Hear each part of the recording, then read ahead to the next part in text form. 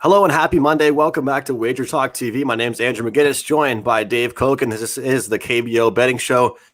I've been hyping it up for a little while, but it's a very, very exciting time right now. We've got numerous sports in the works. I've been having a great time on social media, looking and seeing the NBA bubble, what's going on with that, seeing the MLB exhibition, NHL. They're doing their intra-squad games.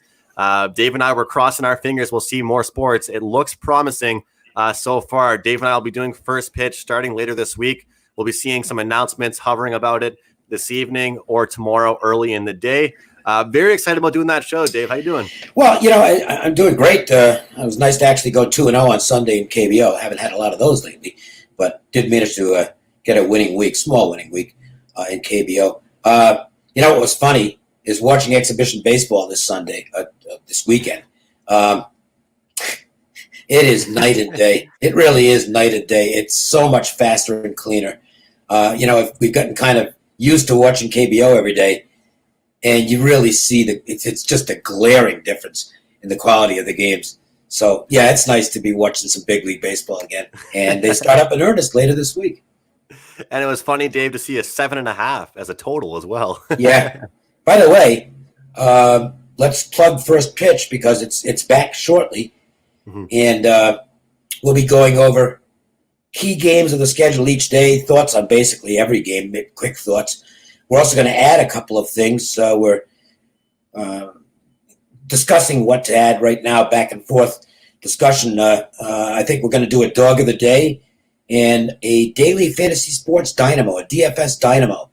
We'll pick one player, maybe a pitcher, maybe a hitter, who we think could have a very good night on the diamond. One thing to remember, by the way, guys, is that, for those of you that like to bet early, that's not going to be available, at least widely available this season.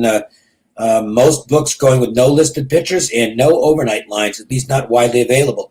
So you're going to have to wait for the morning to do your number crunching, but still plenty of time because most of the games will be played at night.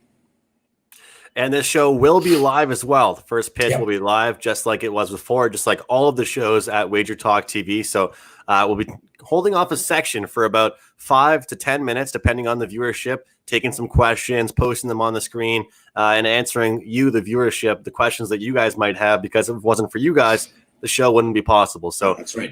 Looking forward to that. Coming would be probably Wednesday, if not definitely Thursday. But we do have some KBO action to still get to. I just had one play over the entire weekend with the Giants back in Straley.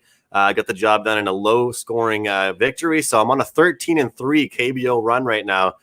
So with MLB coming back, we had people asking us every single week, are you going to keep doing it? Are you going to keep doing it?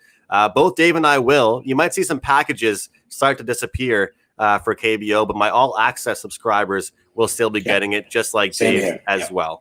But we'll get into the KBO action, guys. Appreciate you all. Since I spent last Monday bragging about the Morikawa 36-1 hit, I do have to mention that my 3 outrights didn't do well this weekend. Koepka was a terrible pick. The other 2, Woodland led early, looked like he was in great shape going into Saturday and did not play well. And Patrick Cantley, he was right there on Saturday afternoon and took just an absolutely awful double bogey. And the guy hit a perfect tee shot. I think it was on 14. He's like 120 out, and he sticks it in the water and double bogey, and that was the end of his tournament. Not that it mattered. I think John Rahm was going to win anyway, and I did not have a ticket on him. So no outright winner this week, but we'll try again as they head to Minneapolis. Well, Dave, it's tough when you see a guy that's up, that's minus up 8 strokes at one point. It got down to 3, though. Yeah, and then there was a little bit of suspense for sure. Yeah, and by the way, we'll talk more about it on the golf show tomorrow, but that penalty on Rahm was absolutely a joke. That was a terrible penalty. It didn't affect the outcome, and I think they only want to make it closer. No, they only gave him the penalty because it didn't matter, but it wasn't a penalty. Okay, that was a really bad call by the golf officials. We'll talk more about that in tea time tomorrow. On the board here, we have rotation 304-601, Kiwoom Heroes, Doosan Bears. We have somebody in the chat already thinking, do we jump on the over in this game? Well, you know what? I think off an outing where he allowed 3 earned runs to the NC Dinos, and that's a bad game.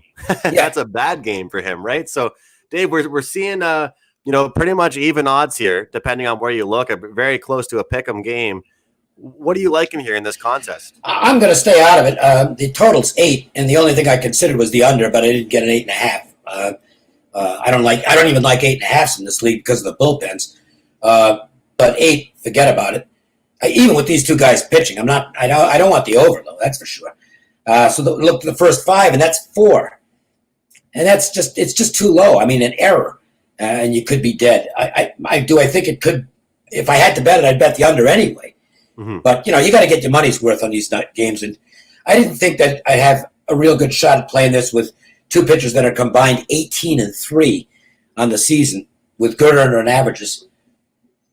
It's just going to have to be a pass for me. If I had to play the game, though, I'd take the under. Somebody in the chat mentioned they had a 7.5. Mm-hmm.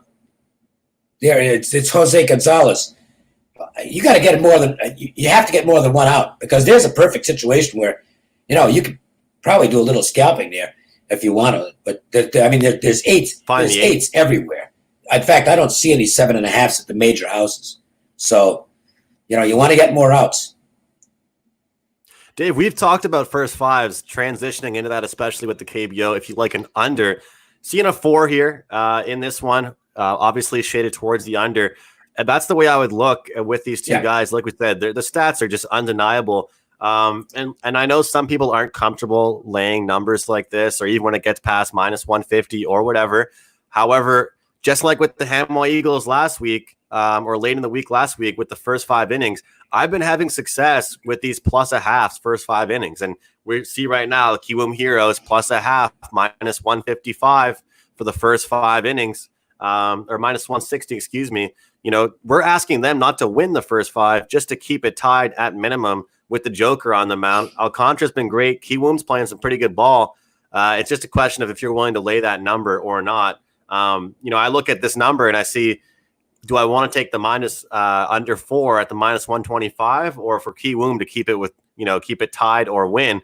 And honestly, I feel more comfortable grabbing that +0.5 in the first 5 innings. I'm going to look to isolate these guys. And we spoke about it at the start of the season, I want to make it clear, I fell victim to just betting on these American-born pitchers, and I was getting real excited about grabbing these numbers with these guys against the Korean-born, and that hasn't really always matched up. But taking some of these really sharp import pitchers and taking the unders has been successful. It's just undeniable. But any time that it hasn't really worked, it's been late in games, 7th, 8th, 9th inning collapses that we can't really explain because we didn't know who they were going to toss out there. So that's really where I'd look. I know 4 is a pretty low number for a first 5 total in the KBO, especially, but with these two guys in the mound, I'd probably take a shot with it.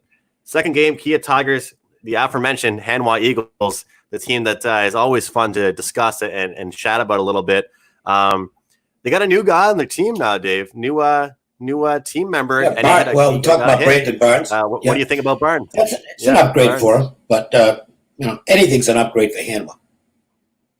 And it's just amazing. You do the last 10 game stuffs for current form, and as usual, they're the worst team in the league over the last 10 games. Everybody's at 4 or 5 or 6 wins, except for them. They're 3-7.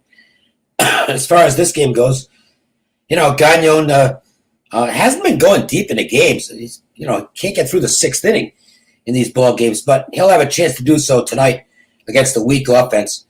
Kim on the mound, and he's a big regression candidate. He hasn't been bad lately, but those metrics are not good. And you would think that Kia might be able to get to him. The bad news, though, is that Kia is a very poor offensive team on the road. They don't hit lefties. So, this is a game where you can make a consideration for the under. You expect Gagnon to have a good game, and Kim gets to face a weak offense. I can certainly see this being a lower scoring game. I hate to just sound like a broken record, but just like yourself, with this Hanwha team, I don't expect much out of them. And Gagnon's been playing some good ball. 9 strikeouts his last outing. Yeah. I'm going to go the under team total 3.5 for the Hanwha Eagles in this one, and challenge them to get a few runs up on the board, because to me that seems like a pretty good strategy right now with this team, especially against strong pitchers. The problem is I've done it a few times, but even to bet the run line in this game, you're laying a decent number. And it's like you said at the start of the season, now we're looking at these MLB run lines. You're not going to see a minus 150 on the run line or anything close to that unless it's a crazy, crazy big game. But that's what you have to do. That's the price we have to pay when we get Gagnon against Kim, who you said kind of some faulty numbers.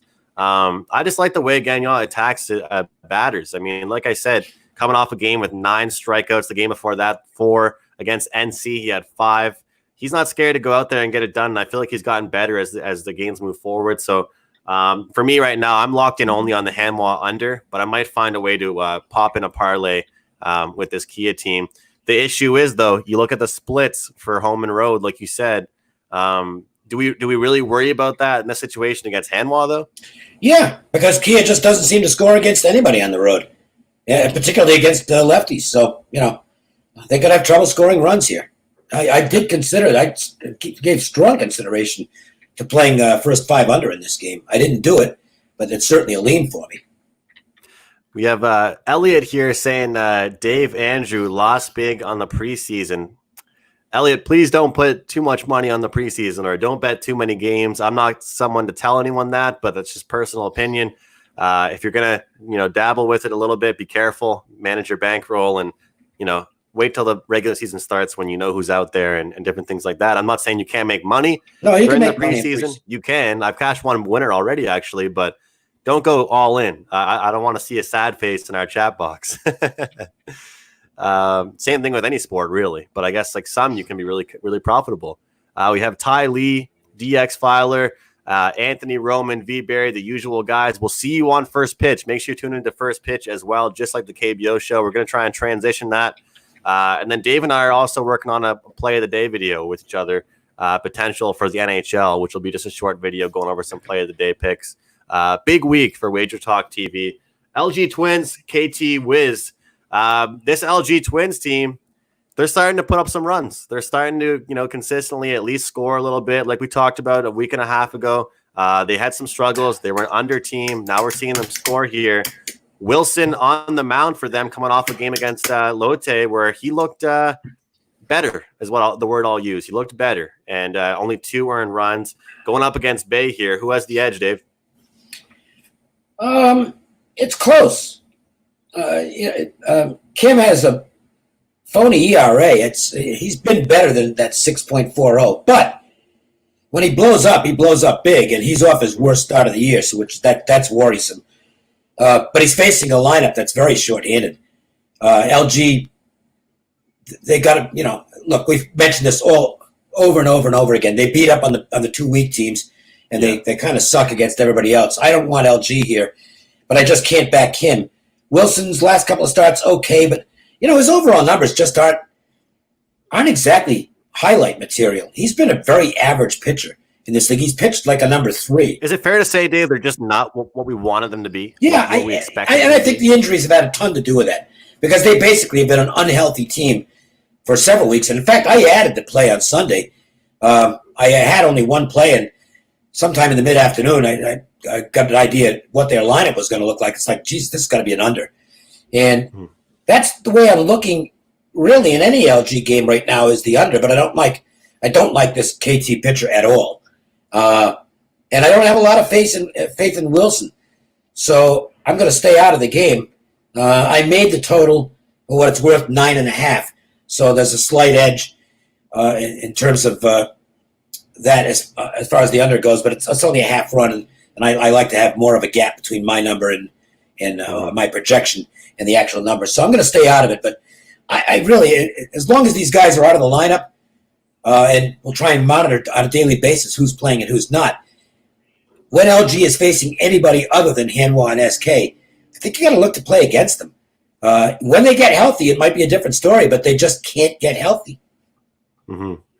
KT also coming off a rough ending to their series, losing 8-2 against the NC Dinos. Sometimes I think it could be a bet on spot. Betting on teams coming off a series against a top team. They're looking for somebody else to get some revenge on after losing to a top team. Maybe the LG Twins are that team. And just like yourself, I don't want to lay the number here with LG Twins. I think that they've gotten a little bit better. They've progressed a little bit, but I don't want to lay it with them. And on top of that, I don't know which bay I'm going to get tonight out there on the mound. So just like yourself, I felt the same way with the total. I actually have a lean to KT, paying around even money in this game. So that's really what I have, but it's an outright pass overall for me. V. Barry says rough with that KT bullpen, though. LG is banged up again. That's true. That's true, which is why I'm going to pass, but which is also why I'd lean towards the over, and it would be a full game over, not first 5 innings over. Samsung Lions, NC Dinos. We have Beck versus Choi. What are you thinking here, Dave? Well, good luck figuring out which Beck is going to show up. At times, he looks like the guy who had a great year in 2019, and then at times he looks like he ought to be pitching in the Futures League. He's been very inconsistent. His last start was outstanding, but that really doesn't mean anything as far as this start goes. If you go back over his recent stretch over the last 5, he had 2 really good starts, then he had 2 really awful starts, then he had a good one last time out. Maybe he has a good one tonight, but he's facing a dynamic offense in the Dinos, and he could get roughed up in this one. Meanwhile, Choi is on the mound, and when you get past the big 3 on the Dinos, their back 2 is not very good, and Choi would certainly fit that category. I mean, the numbers are ghastly. He's got a 6.81 FIP. The whip is high. He's not a very good pitcher. You also have a couple of shaky bullpens in this one. It's the highest total on the board today, and I don't disagree with that. This is a game with this. Let's just say this is a game that looks like it has the strongest candidacy for a big inning at some point. Mm-hmm. That's the way I look. I look towards the over in this one. I'm not worried about the number of 10.5. This is going to be something I'll be looking at for tonight. And it's funny, like you said, when that trade deadline approaches, this NC team, it's very, very, it's just easy to guess what they're going to be doing and who they're going to be going for, or not who, but what they're going to be going for. Yeah. When you're a complete team like they are, when you're putting up 8 runs in some games and sometimes losing them, that's a bad sign. It really is, because if they can't fix the bullpen issue, and they happen to end up against Kiwoom in the finals, mm-hmm. It's basically a 6-inning game for the Dinos. They better be ahead after 6 innings, because their bullpen will get them in trouble late in those games. So, I think we both think they're going to be very active at the deadline and probably looking for a couple of arms to try and win the championship. And Kiwoom with the best closer in the league. Yeah, and the 8th inning guy, that kid, who's, 19 years old or 20 years old, has got great stuff. Forget about it, the 8th and 9th innings. I mean, they've got, by KBO standards, 2 complete shutdown guys at the end of games. Next game up here, and last game, is Lotte Giants taking on the SK Wyverns, and Pinto is on the mound. This is a guy that I told you the last time they played, and you said right back to me, yeah, I don't blame you for not really knowing what he's going to throw for you. Coming off a game against Doosan with 5 earned runs, this is someone that hasn't lived up to expectations. This is somebody that he's not tossing strikeouts. He's pitching around batters. He's not someone I'm pumped about. No, and he's been bad on the road. And look at Samson's last game. 4 1/3, 8 earned runs. This is a game where I think SK could be involved in it. Yeah. And Lotte plays better at home as well. There's no way I'm backing Samson. I mean, I tried it a couple of times. I think I got away with it once. I sure didn't in the other game. He just hasn't gotten it done. The numbers are, look at the 1.77 whip. That's sky high. And it's just not getting any better. I mean, he's had 2 quality starts that I graded as quality starts out of 9. That's not a guy you can trust. And the Wyverns, they're just bad. I mean, Lee's been, and the thing on Lee is he's got kind of phony numbers. He's been okay, and the ERA is actually good, but some of his other numbers are not particularly good. I think he's not Lee, Pinto. The problem with Pinto is he's been a Houdini. I'll give him that. I think I've used that term before with him. He finds ways to escape innings with all kinds of traffic on the bases. Mm-hmm. But he's just not a guy you can comfortably back, not in my opinion. I don't like the game. I really don't want to. I don't think the Giants are very good. When Straley's on the mound, yeah, they are. But that's pretty much it. The rest of their rotation is not real impressive. The offense has a tendency to bog down on the road, And the Wyverns just pretty much suck every place. I mean, look, they lose 2 out of every 3 games. They're not a team I can be comfortable with unless I'm getting a lot of value. And I don't see where I'm getting a lot of value here. Lines basically pick them. Yeah, exactly. That's to me is like, right away. To be honest with you, I probably would have gone for whichever team was paying, a decent dog price in this one, but we're not seeing there isn't anybody. And there isn't anybody.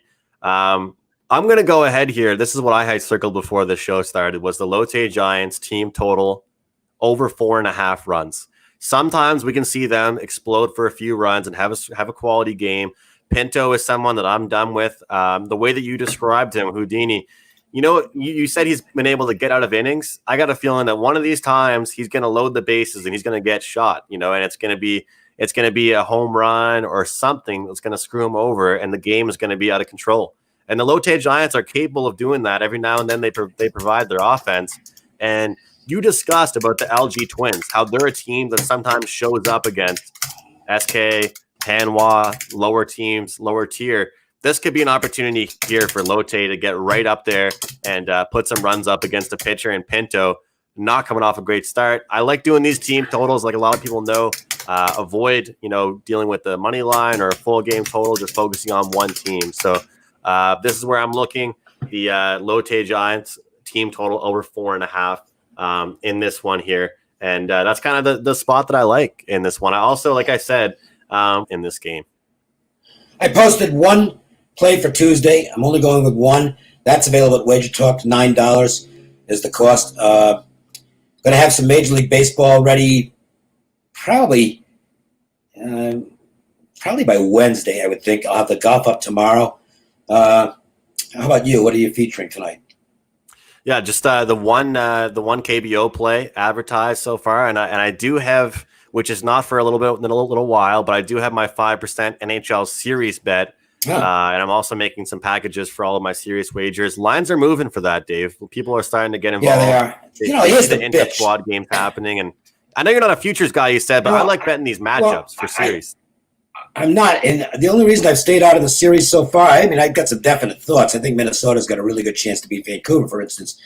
But, and this is a problem right now, we're getting like lists of, like the Bruins had 9 guys missing practice on Saturday, but they didn't say why, and they didn't say what the reasons were. The NHL's not, they're keeping all the information that. Nothing new with the NHL, though. I know they're keeping it under wraps, and I just don't want to make bets and then find out that somebody's not playing. Crosby went home for the Penguins over the weekend. They didn't say why. I don't know. We're living. If this was last year, say, okay, well, he's probably just doesn't feel good or something like that. You send somebody home now, it's like, what's wrong here? Because if he gets a bad test, he's out for 2 weeks, even if he feels okay. I don't think it's COVID related. Well, no, I'm not suggesting it is, but it's something that you have to factor in. And I just am really leery of making plays until I have more information. So I've got a lot of opinions of the NHL, but I haven't pulled the trigger on anything yet.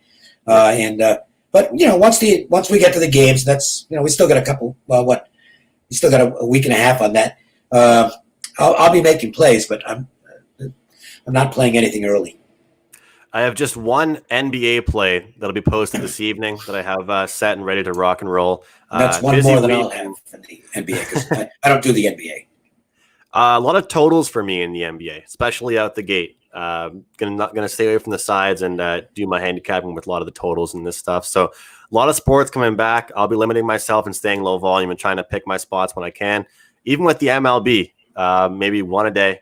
2 max for me. 60-game season does not mean I have to make up for that in plays. That's for sure. No. The goal is profit, and it's going to be fun to see and look forward to the first pitch. Expect some announcements for that this evening or tomorrow morning, like I said, for all of you there in the chat box. Once again, it will be a live show just like all of these, so we'll be interacting a lot more. It's a little bit harder with the KBO show. We're just kind of going through the games and stuff like that, but it'll be more of a round table. Dave and I will be permanent on the first pitch show. we'll have other guests as well as, our programs, as you guys all know, can get up to 4 or 5 other people on this program. And I think it'll be a fun roundtable, Dave. Looking forward to some discussion. Yeah, it'll be fun. And then we'll get, NFL's coming. I don't think college football is. At best, we won't see college football till October. And I have a suspicion we're not going to see it till spring. So that's going to be on the back burner for now. Definitely. All right, guys. Thanks for joining us here on the KBO Betting Show on WagerTalk TV. For Dave Cokin, I'm Andrew McInnis. We'll see you tomorrow, regular time, 4 p.m. Eastern on the KBO Betting Show.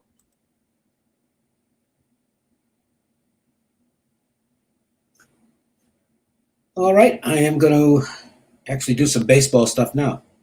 And I think you cut out of me, Andrew. All right. See you.